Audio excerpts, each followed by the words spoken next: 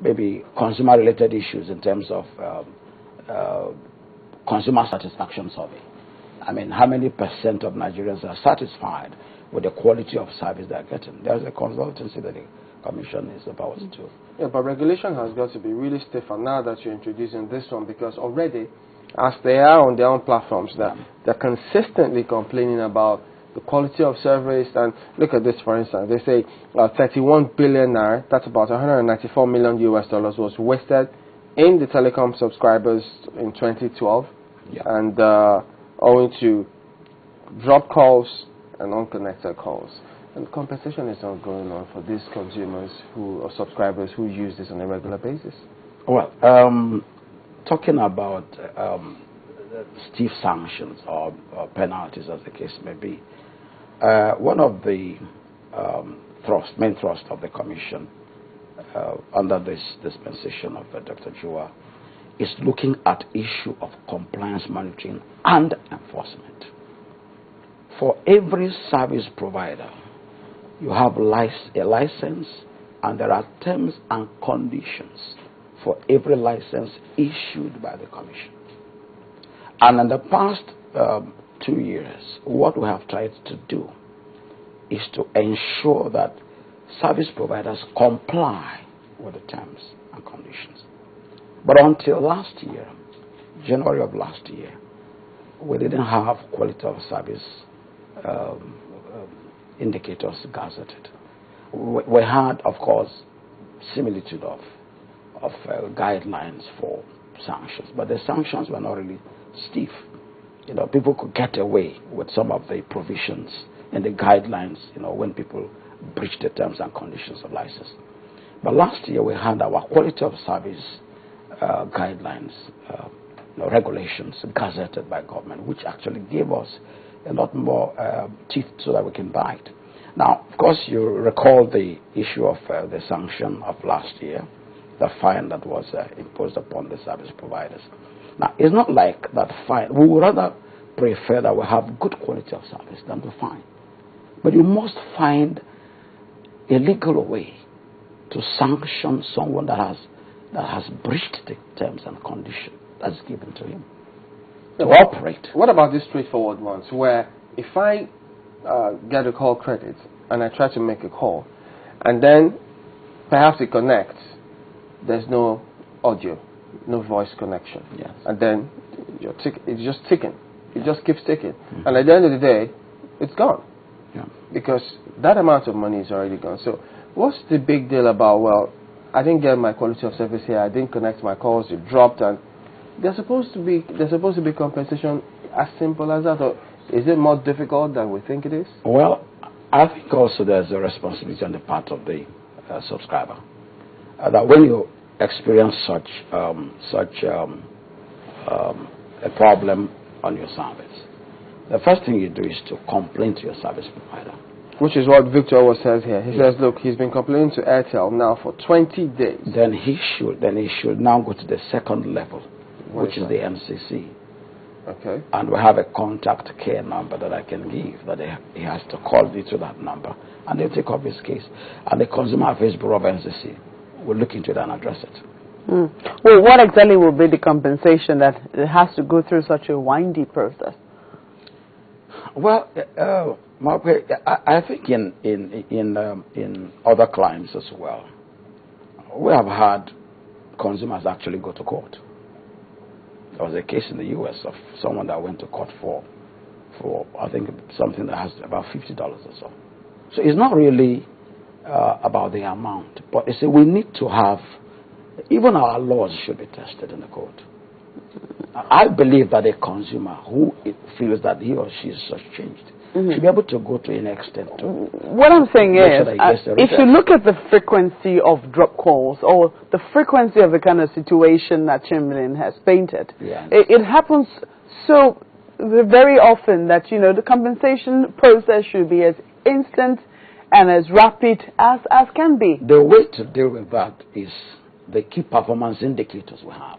Now, long as of December, we took our measurements, and we discovered that one network, MTN specifically, failed in one of the key performance indicators. And they were fined. Now, the fine is not necessarily because of money, but it's supposed to be a deterrent. Well, what the consumers are saying that, yes, they are fined, but what about them? I was the one who lost money. Well, the issue of compensation. The issue of compensation, that's what you're talking about now. The compensation that is supposed to be given to the consumer has the right to seek compensation from the service provider. The service provider should be asked to compensate. Now, but they're not compelled to. I mean, they should be asked to compensate, but they're not compelled. They're under no compilation whatsoever. If we have a clear case where someone has written, for instance, that look, I have tried to put credit on my phone, and ABC thing happened. Please, network A, would you kindly ensure that I am compensated for the loss I have suffered on your network? And if the person does not get a redress, then that particular document or letter, it's because we have to really test some of these things. The regulator is not everywhere. And we also need things that are empirical, that we can work with. And that's why we have the KPIs. Because really, if push comes to shove, and there are legal issues, you must have some documentations upon which your actions should be based on. And so if consumers are having issues, and that's why we have indicated that we have a customer care center where people can call into that number and lay their complaints. But this process, I'm looking at something very simple here. You made a call, it connected, it dropped, or for whatever reason, it keeps reading, your credit is going, and you're getting no response from the other end. You keep saying hello, hello, hello.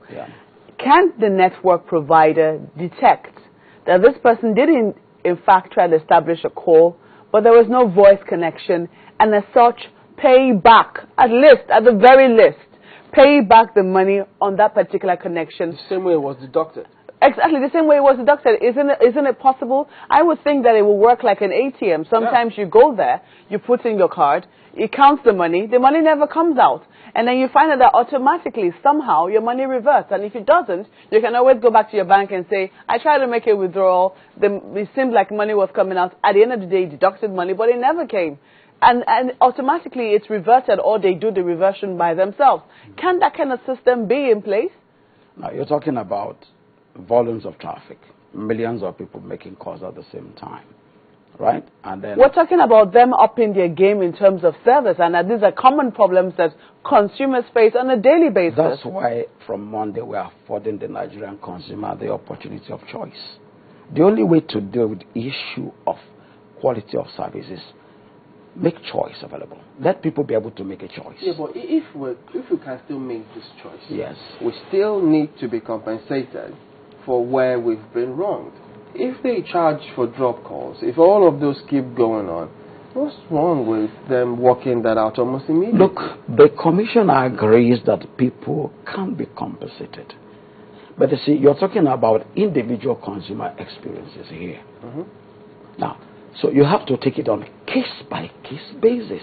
You're saying that there is no such system that someone can read immediately, or a network provider, or there can be no automated system. That's what basically we're asking.